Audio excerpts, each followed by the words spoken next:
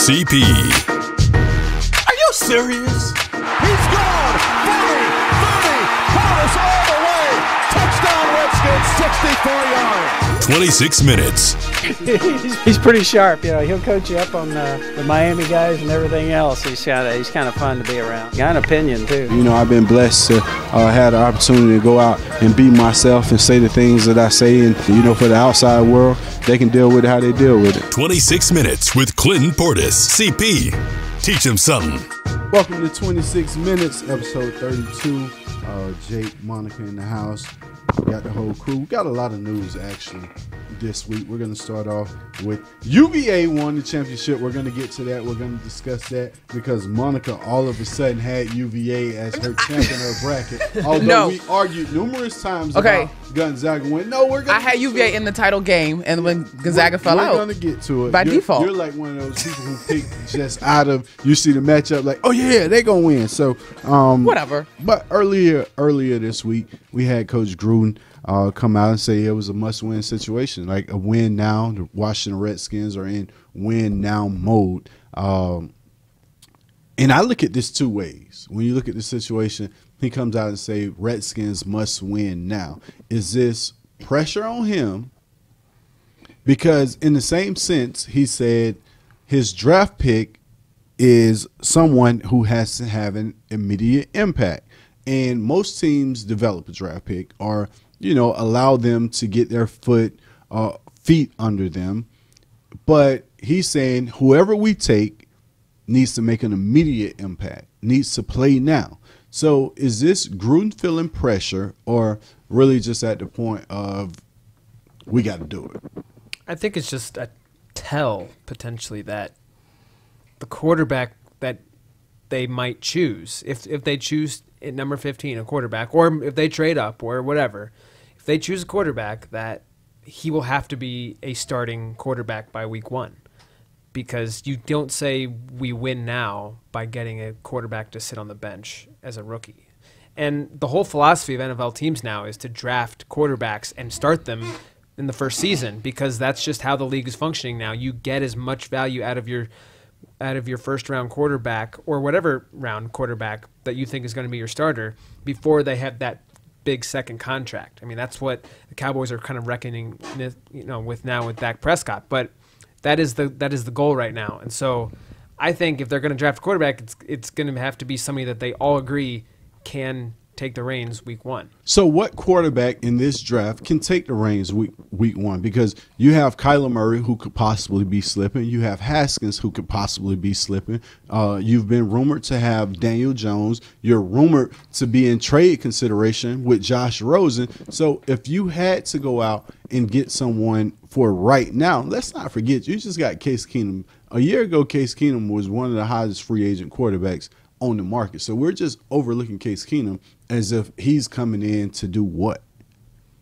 Well, I mean, there's also been rumors that Case could maybe be traded to Arizona for Josh Rosen. There's that little wrinkle in the things. This is a mess. I don't know. I think it's definitely still going to be a battle. I think Jay still loves Colt McCoy. I think he likes Case Keenum enough that they wanted to trade for him. So then you bring in maybe a Drew Lock even too, who's probably got a similar, it seems from what I've seen from Drew Lock, he's got a similar build and makeup, and he can run, he can throw. I mean, they all have the similar like style, I think. So all three of those guys could be in the mix for week 1 at that point. Can two things be true to answer your question? I think it is both a little bit of a hot seat and a ready to go, like sincerely, that's what has to happen, because if one doesn't happen, then the seat only gets hotter.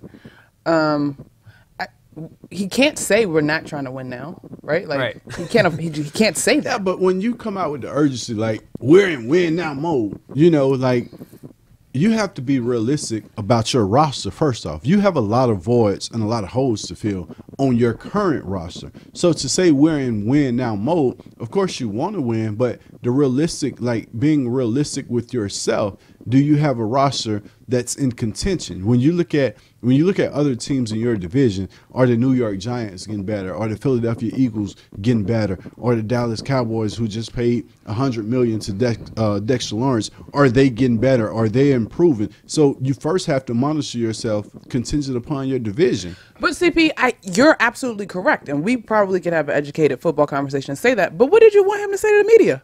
Well, this year we're going to evaluate what the other teams in the division are doing and play accordingly. Like, he doesn't have a choice but to say that. We know there's a lot of work to be done. We're going to draft a quarterback, and maybe we're going to let him grow. Be good. Yeah. What? You know that ain't how it works. Yeah, but why even are you drafting a quarterback? And now that's Jake went straight there. I was wondering. 15, yeah, you've said that a couple times. Like the quarterback. You might be sitting in. You might have some meeting rooms bugged around here, Jake. You got all this electronics. You might have some meeting rooms bugged. But when you look at, do the Redskins need to draft a quarterback in this draft? Like, are there any quarterbacks that you're really excited about that you feel like are organization like the face of organizations? I don't think so. But I'm just saying that if they are in win now mode, and you're saying if he's going to get the first round pick is going to be starter week 1, then I'm just saying if you get a quarterback, then you have to know as an organization that is your guy. So if you get a quarterback, you're in win now mode, right? Your quarterback comes in just for whatever reason. You throw out Murray, and his size is going to be the question mark. He's a playmaker, but do you have the offense for him to succeed? You look at Haskins, his mobility is questionable in a division that's going to get after the quarterback. You look at Locke out of Missouri, and I think he floats his passes. When I watch him, I watch Mizzou throughout the year. I don't think he has the arm strength to succeed really in the NFL. Like when I watch his passes, they just float and they arrive at some point. In the NFL, you have tight windows and you're going to have to make plays. You just can't allow a ball to sit in the air and anyone attack it. When you look at Daniel Jones, which a lot of people don't know about, Duke quarterback Daniel Jones, I think he's a playmaker because I watched him destroy UM. I watched him pick my team apart, and we have a pretty good defense. But his mobility, his arm strength, his playmaking, and he didn't have a lot of talent around him. So this would be someone I'm excited about. To your point, though, even if any one of those guys were to come in, take your pick, Daniel Jones, you love him, there's still other holes that have to be addressed here. That's what I'm getting at. Do you have the playmakers? How are you going to put the playmakers around the quarterback? Yeah. If you're taking a quarterback, where are your playmakers? The real question then becomes, because it's win now mode, right? Is the quarterback you draft going to be considerably better than Colt McCoy or Case Keenum? Because if he's not, and he's probably at the same level, if not still developing, then that's more incentive to go get somebody else besides a quarterback. But I almost also, and we probably would never get this answer in the media, define what is winning now. This team is not magically going to go win the division next year unless miraculous things happen. But, is it just seeing progress? Is it steadying the ship? Is it a better record? Is it getting to the playoffs? Okay, is it getting to the playoffs, or do you have to win a game in the playoffs to say, okay, we were in win now mode, we had some success? Is it being the top? Right, all of that. You also look at the injuries, too. That's another lot. Well, you've been hit with the injuries. I mean, if you're looking at injuries, everybody in here needs to walk out because you've been hit with the injury bug 2 years in a row. Right. Like, you're not just all of a sudden going to get healthier, but we're going to all of a sudden allow you to pay the bills, and we'll continue with this conversation shortly. All right, CP, helping people improve their lives is what should drive business. That's the belief at Koch Industries, which employs more than 65,000 people across America. The team at Koch works together to meet the world's changing needs in transportation, medical care, water filtration, household goods, energy-efficient building products, and everyday technologies, all while consuming fewer resources. See the innovations firsthand at kochindustries.com. So back on 26 Minutes, we had a lot of stuff come out this week. And first off, you have so many articles at this time of year because there's no football. And you're getting ready for the draft, and I think it should all really be about the draft and all of this. But you have people who they don't have anything to do. They don't have anything to look forward to. And all of a sudden, you start getting articles of what used to be, like some information that leaked.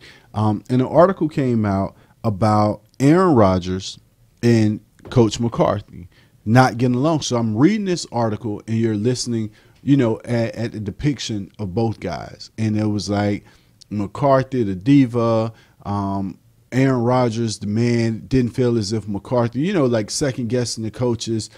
And it was one of those superstar head coach not getting along type situations where it felt as if, and it just reminded me of Portis Zorn. That's all I could think about. Like reading this article, it reminded me of Portis Zorn.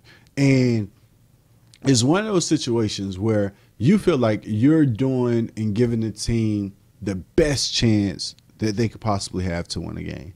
And you're looking at the coach like, are you trying to doom us? Like, I want to change this play. I hear your call, but I'm going to change this play. Or I know what you're asking me to do, but I know that's not going to work. And it just reminded me of often being in the huddle thinking, why in the heck are we calling this right now? Like, this is the dumbest call.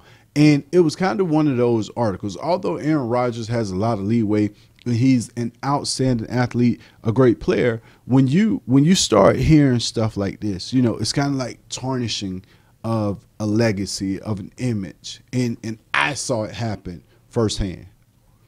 It's funny the way you set that up. Very true to be a former player. Like, there's nothing going on. They're writing these hit pieces because they got nothing better to do. You get so much access. The media gets so much access. These shows has to continue. You got to keep the fans informed. You got to give the fans something. And all of a sudden, you're out of positive to talk about. It's like, oh, yeah, let's make Aaron Rodgers the problem. I don't think that's the journalistic that's how you see structure it? enterprise. Because why? McCarthy is gone. What's the point of telling the story? Like, because this is people wanted to know. This is a new chapter in Green Bay is about to start it on Monday with a new yesterday on a new but head saying coach. like, Rodgers and LaFleur has only crossed paths twice. Rodgers haven't had to be there. LaFleur got a job. Was Rodgers supposed to all of a sudden fly back to Green Bay? Here's what I'm going to say. There are two sides and the truth lies somewhere in the middle. I think even for a second last season or last offseason, we had the rumors of the Tom Brady, Bill Belichick not getting along. Now, both of them put that to bed as opposed to won the championship. You know what I'm saying? Like, we win. We don't have to get along. And so we moved on from that one. But I think, and to your point, like, Aaron Rodgers is a grown man, very successful, a football mind, and McCarthy is his head coach. You're not going to agree all the time. Could there possibly be some fluff, some added sauce in this article? Sure. But at the heart of it, do I think that they probably didn't see eye to eye this past season? I think that was pretty obvious. I think agendas always exaggerate certain points that are more middle brow and middle ground. Greg Jennings is quoted in this again, and Greg Jennings has been a long time outspoken member of the media now who really does like to talk about his fractured relationship with Aaron Rodgers most of the time. It seems like that is where he gets a lot of his media hits. And he's quoted in this. There are other players, though, that haven't really been in the media that did shed light anonymously or really happy to put their name on there. I don't think it comes from any place of trying to smear somebody. I think some people are more motivated, maybe like a Greg Jennings. But regardless, I'm curious from your perspective, Clinton, because I think you hear a former teammate that you thought you had a good relationship with then say something that you had no idea about. I think Aaron's right to say, well, this is ridiculous. We've been fine. I went to this guy's hospital bed when he was there. I feel like I'm a leader. Why is this happening? Well, what I've always hated was being able to be anonymous in the media. Like, why be secretive? Just say who it is. And that was an issue that I had because now you're questioning everyone. You don't know who this is, especially if some information is so accurate. Like, how in the hell you know this? So you're questioning, you're looking at teammates that you shouldn't even look at. Now you're questioning everyone. So I feel for the guys who say, yeah, this is how I feel, and this is me saying this, I've never had an anonymous quote. When people come to me like, oh, this is off the record, well, what's the point of talking about it if it's off the record? You go talk to someone else and I keep it moving. So when you hear this, it's just, to me, it's a touchy subject. And McCarthy is gone. He's gone. And you have LaFleur leading you, and Aaron Rodgers and LaFleur have to develop into whatever they're going to be. And I think Aaron Rodgers is going to be bigger than LaFleur at the end of the day.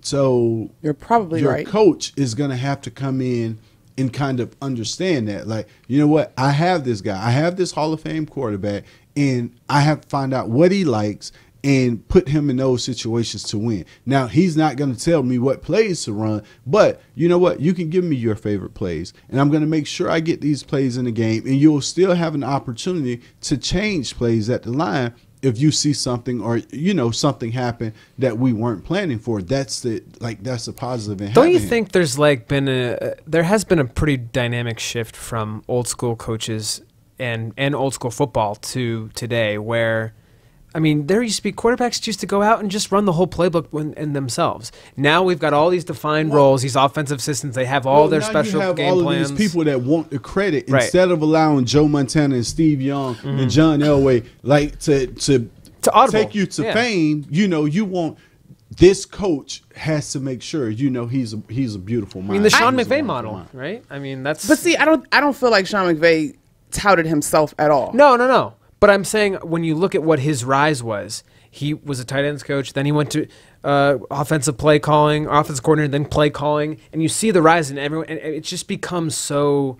But you look at Sean McVay, and you don't hear anyone say anything bad about Sean McVay. Yet. He's a It's player's coming. coach. You know, he reminds me of Gary Kubiak as Kubiak rose through Denver, like to make his statement and all of a sudden to get the Houston Texans job. Like, you don't hear any negativity come out of these wonderful minds. But It's we like know that players winning, gravitate right? like And you. because winning cures all. Like, and Sean McVay is still relatively early on in his head coaching career, so it's only a matter of time. If the Packers were winning, like, this is not a thing. I think more interesting, and you talk about McCarthy is gone and Aaron Rodgers is still there. Like, the one that's fascinated me far more is all that's happened with Pittsburgh with two former teammates.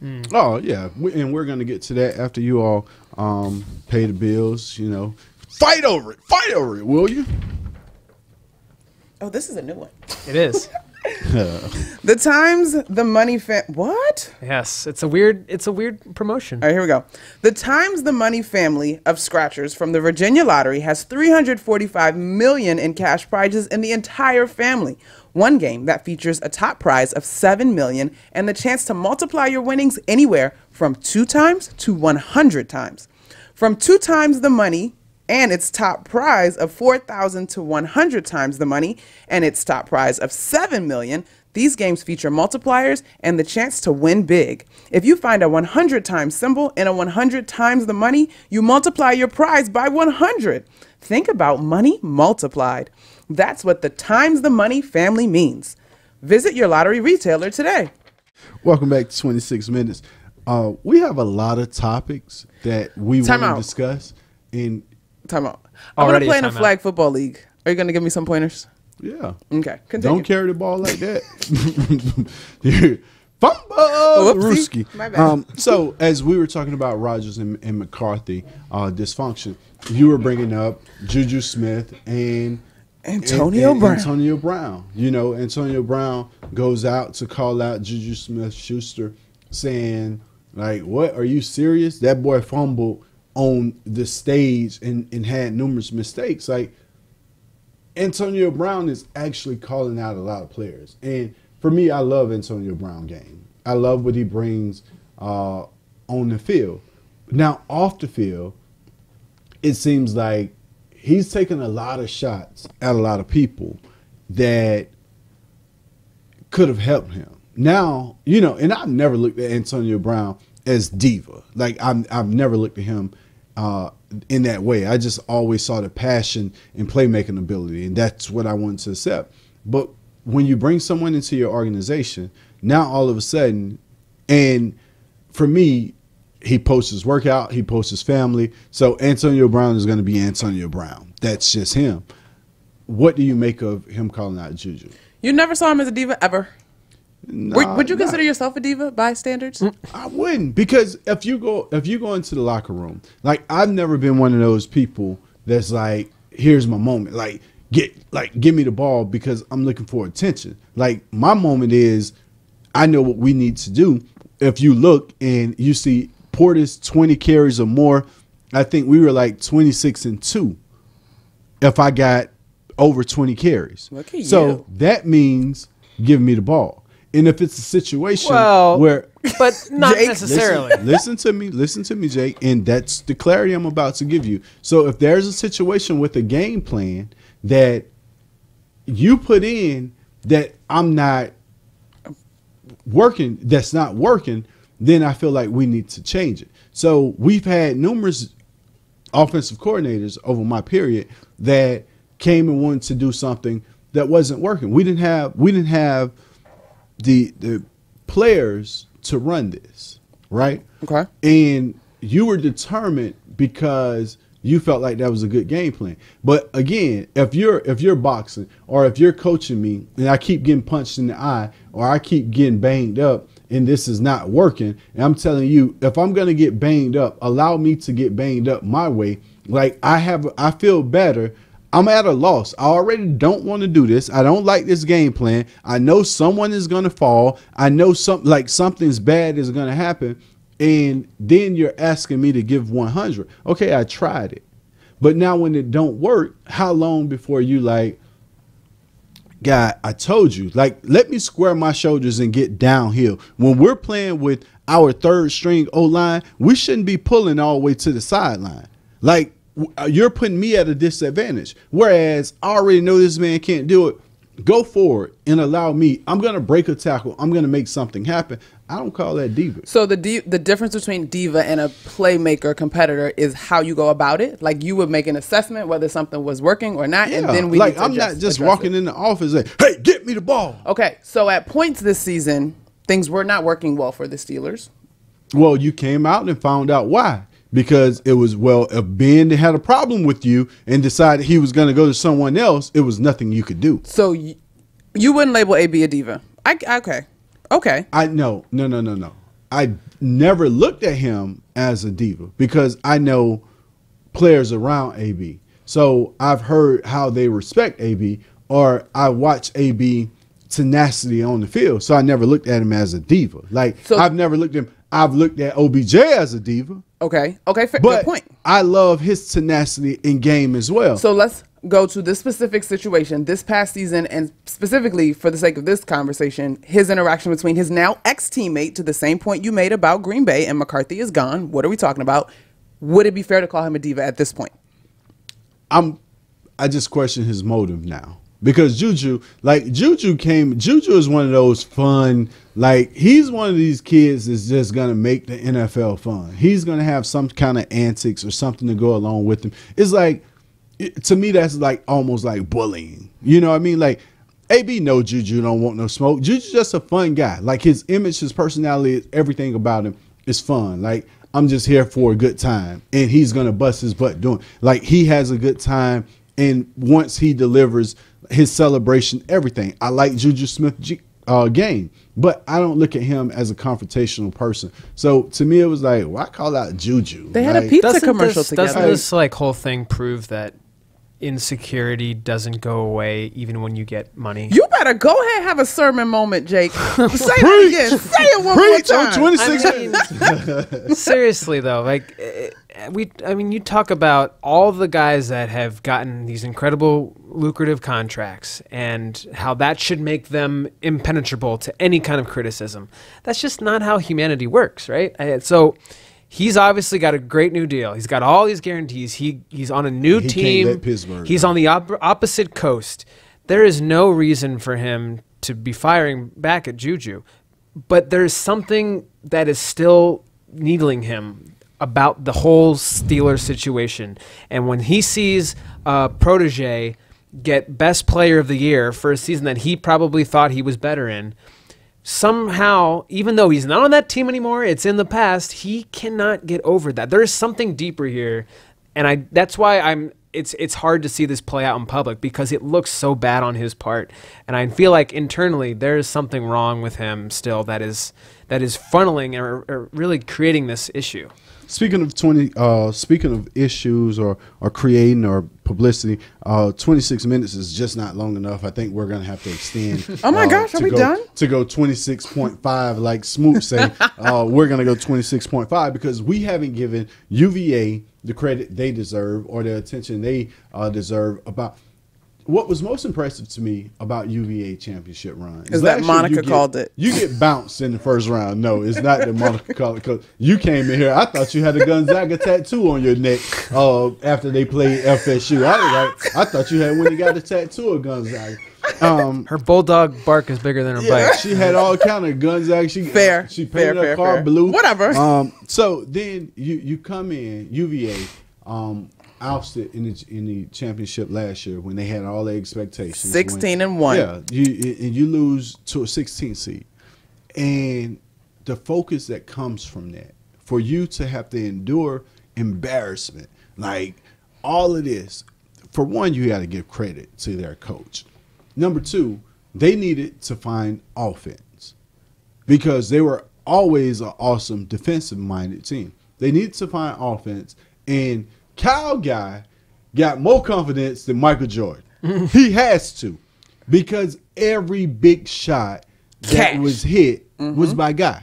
It was like Ty Jerome was big too. Ty Jerome was big. Ty Jerome was big, but when Carson Edwards come down and nail a three, Guy come back on the other end, and you know where the ball is going. You know where it's going. So I think my favorite part about this, yes, give absolute credit to Tony Bennett. DeAndre Hunter kind of emerging, definitely rose his stock last night in terms of getting to the next level. But in the postgame, Ty Jerome said from the locker room that one of the things that changed this year was Coach Bennett gave them a little bit more free reign and allowed them to play to some of their strengths. And so I think that's where we saw some of this offensive production that we're not accustomed to seeing from UVA.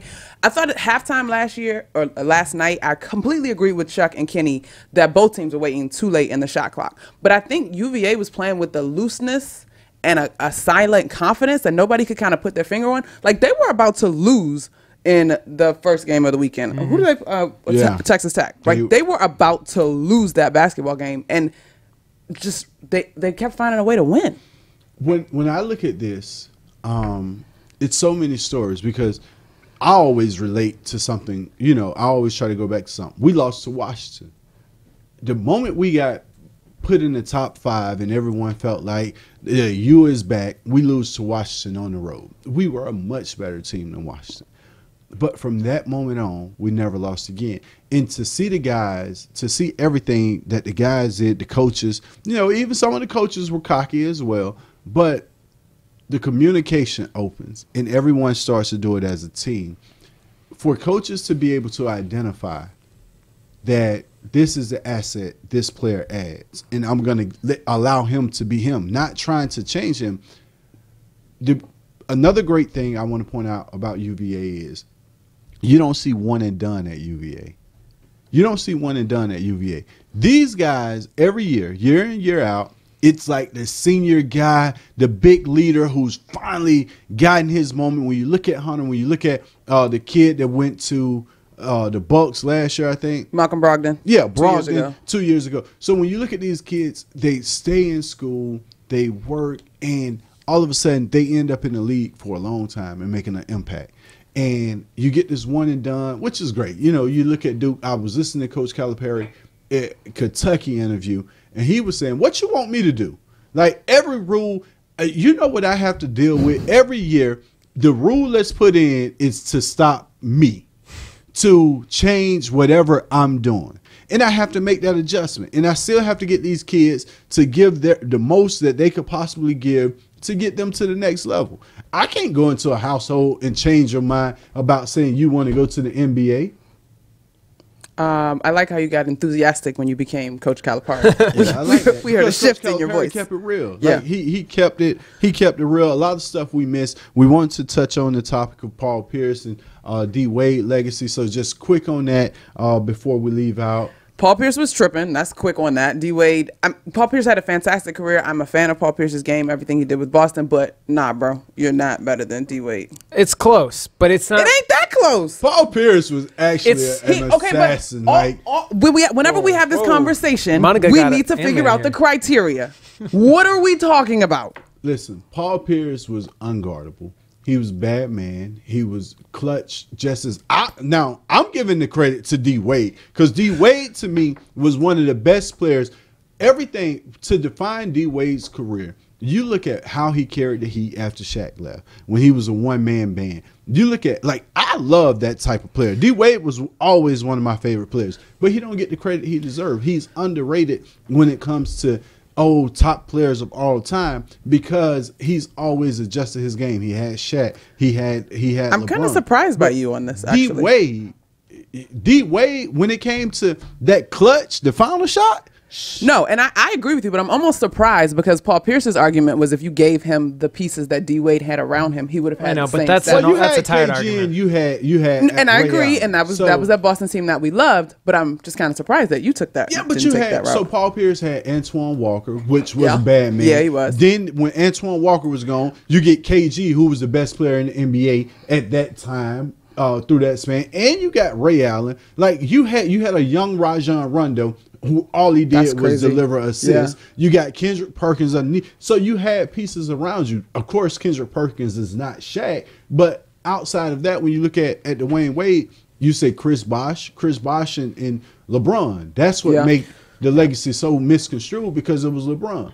Or Paul Pierce could just say, that's not really for me to say right now on this program. He could be a little humble, right? He could take it. He could take it down a notch. I know we got to wrap, but one thing, we haven't done best thing we saw all week in a long time, guys. But Kyle Korver in the Players Tribune, guys, if you have a moment, check out his article on privilege. Really thoughtful, really well done. I think it speaks to where we are in our country. And we also, as much as we try to keep this conversation away from sports, like, you can't help but acknowledge it. And I really appreciate the time and the thought that Kyle Korver put into that article. Shout out to you, Kyle. Right. Worst thing I saw was the MLB celebration for the Texas Rangers, Gallo and Nomar. I just don't understand that celebration. You hit a home run and you crotch grab. Like, they just threw me off. Like, the still picture is a bit much. As a grown up, like, are you kidding me? Like, just get away from it. That's it for episode 32, 26 minutes. Catch us next week. We'll be back with more.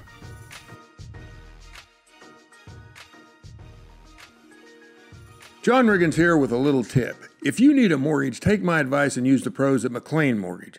Buying a home can be stressful and filled with hassles. The experts at McLean Mortgage understand what an important financial investment your home is and will seamlessly guide you through the process to successful home ownership. Smooth, amazing, easy, professional, and first rate are just some of the reviews from their tens of thousands of homeowners, including me. I trust McLean Mortgage, and I hope you will too. Check them out at McLeanMortgage.com. This is Rick Goslin with the Talk of Fame Network. This NFL season, FanDuel has more ways to win than ever before. New Beat the Score contests pay out everyone who hits a certain score. Now it's easy to find your friends and challenge them to play head-to-head fantasy contests for cash or bragging rights. New players, try FanDuel today and get a $20 bonus when you make your first deposit. Just sign up at FanDuel.com/Rick. New users only. Bonus not available for withdrawal. State and age restrictions apply. For eligibility rules, terms, and conditions, go to FanDuel.com.